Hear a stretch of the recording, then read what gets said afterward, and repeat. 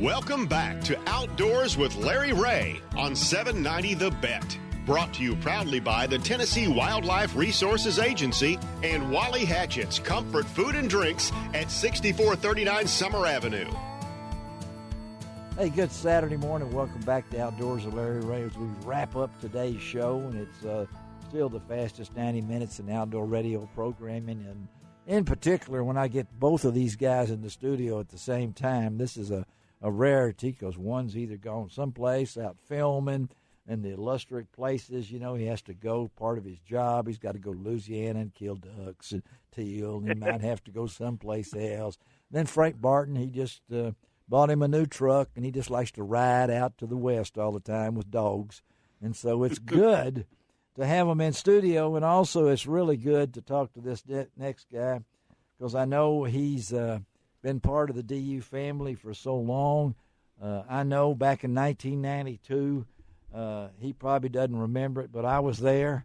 I think I slipped the dollar bill to Bill Morris. I'm not really for sure, but who paid that? But when Ducks Unlimited came to Memphis and I was at the Commercial Appeal as the outdoor editor, of course, Chuck Smith was heavily involved in that along with a lot of other people. And we're really happy to have the newly elected president of Ducks Unlimited. Finally, they got it right. You know, after all these years, we got a Memphian in there. Good morning, Chuck. Good morning, Larry. How are you? I'm getting better just talking to you. This show has been therapy in my cancer journey since February.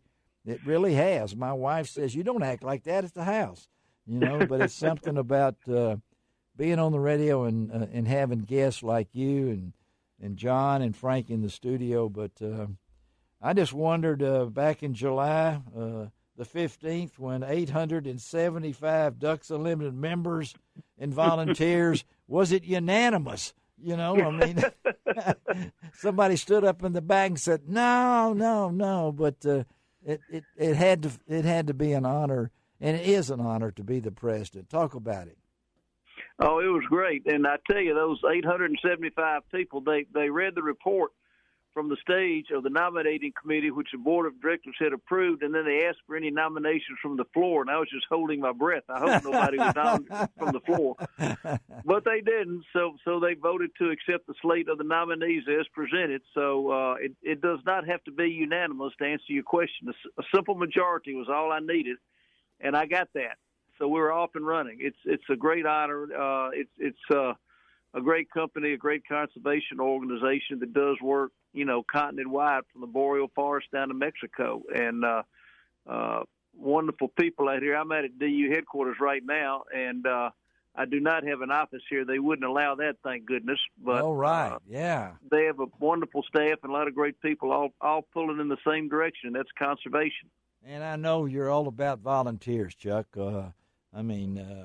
That's part of DU's not only have the ability to raise money, but you have the ability to have some really great volunteers.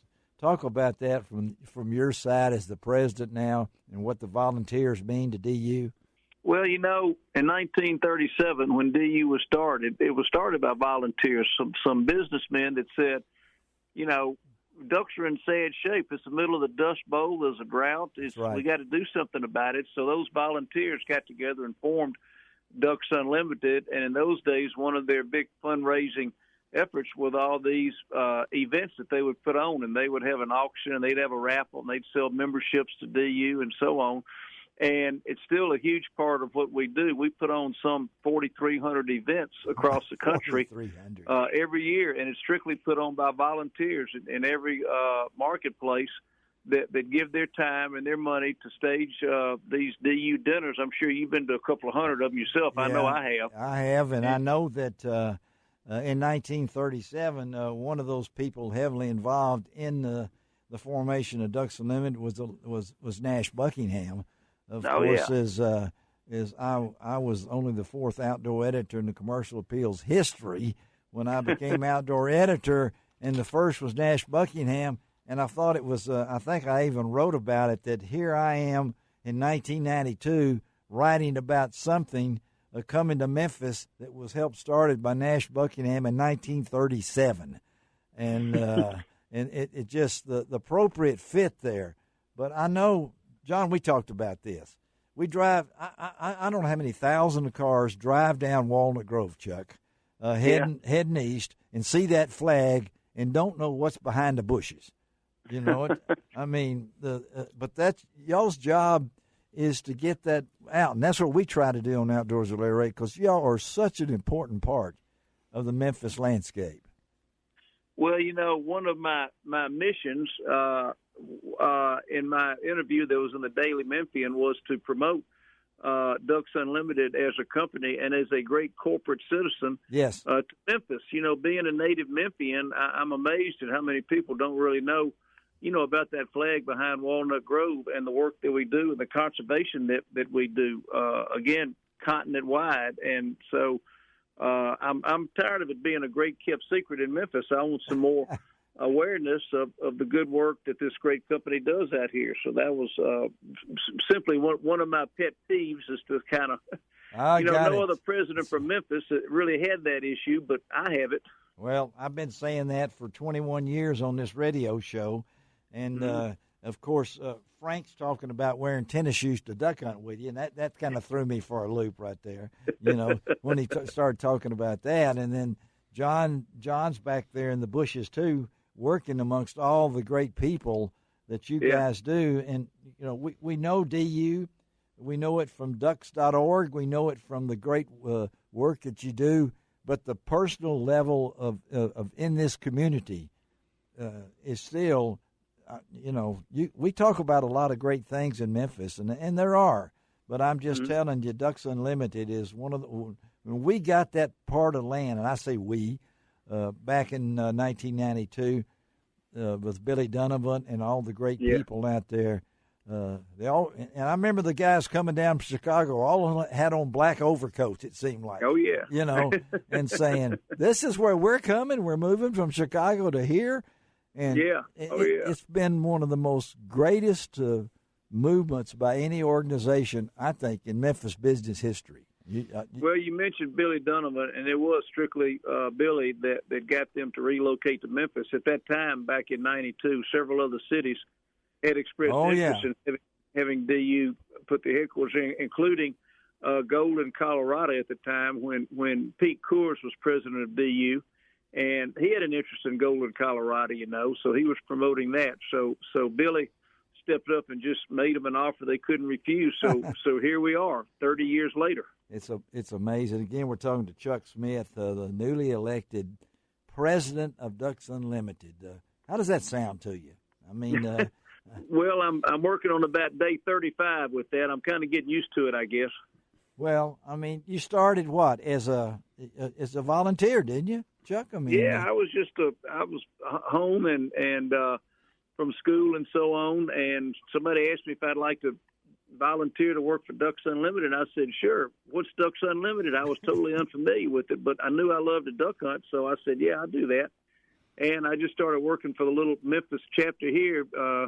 You may remember Rick Phillips and all those bunch of bandits from back in those days. Yes. And so those were my mentors. That's kind of dangerous, I know. So I worked on the dinner, and then I was Tennessee state chairman for a while, and then I joined the board, and then I kind of took a little time off, like 30 years, and got back involved about 7 or 8 years ago, I guess, when I was asked to be secretary. Yes. And I did that for about 4 or 5 years, following Steve Reynolds, which is a huge task. I wish on no one. I've hunted with Steve. Okay, I know Steve. Oh yeah. Okay. Yes. Oh yeah. Yes. Yeah. Following Steve Reynolds as secretary at Ducks Unlimited is like following Bear Bryant as coach at Alabama, you know. I remember that guy, too, that had to follow him. Yeah, I don't think he was there very long, okay? Yeah, but that's right. So hopefully I'm a little different. And so, was the story true about your company, and we can mention in National Guard Products, sure, your catalog with the picture of the ducks on it, and you which I found fascinating that you put the picture of the ducks on there, and I think you had Elvis on one year on the cover. Yeah, nobody liked the Elvis except me, so we went back to ducks after that. Larry, we had our company, National Guard Products, manufactured commercial building products like weather stripping and thresholds, and Right. we had to create a new catalog cover every year to send out to our customers. So we put a picture of a threshold on there or something. And don't get me wrong, I love thresholds, but I'm sure not everyone shares my enthusiasm I don't for think thresholds. So we were looking for something else of interest, and I was just sitting in my chair one night, looked up, and I saw an Allen Hughes picture hanging on my wall, and said, Great "That's person. it. Yes. We're going to put ducks on the cover of the catalog." And that was probably mid-'80s, I guess, and Yeah. we hadn't missed a single year with ducks. Well, Dr. Hughes, a great artist, and of course, Yeah. his son Alan. We all know Alan has continued that legacy. And again, we're talking to Chuck Smith, newly elected president, and we just got a couple of minutes here. Any one of you guys want to ask Chuck a quick question that's actually serious and be meaningful here? You know, I mean, John, you work for Ducks Unlimited. The job of president may sound like it's all fun and games, but it's not. No, I can tell you from being on the inside that the president position is very important. I mean, you're really the face of Ducks Unlimited. That's right. So, I mean, they have to keep a pretty heavy schedule traveling around to different parts of the country. And, Chuck, I can just say on behalf of everybody at DU, man, thanks so much for everything you've done for Ducks Unlimited and continue to do. And, we're all so grateful. Yes. And Well, it's you guys are doing the heavy lifting. I'm just kind of sitting in the background in a Quonset hut having a margarita. You guys are on the front lines doing the heavy lifting every day. Okay. Well, John wants a new office, too, while we're at it here, okay? All right. Not a problem. Chuck, we appreciate you being with us on Outdoors of Larry Ray, buddy. Congratulations. Look forward to a great year and proud for you. And maybe you can work me in, and I can get somebody to drive me some over and see you sometime, okay? Well, be sure to bring your tennis shoes. I got them, buddy. Thank you, Chuck. Hey, All buddy. right. Chuck, Thank you. All right, Chuck Smith. All right, let me tell you about next week's show because we're going to wrap up the Legend of the Outdoor Hall of Fame on next week's show. Ron Wong and Bill Cooksey will be in the studio. Both of them will be at Springfield today.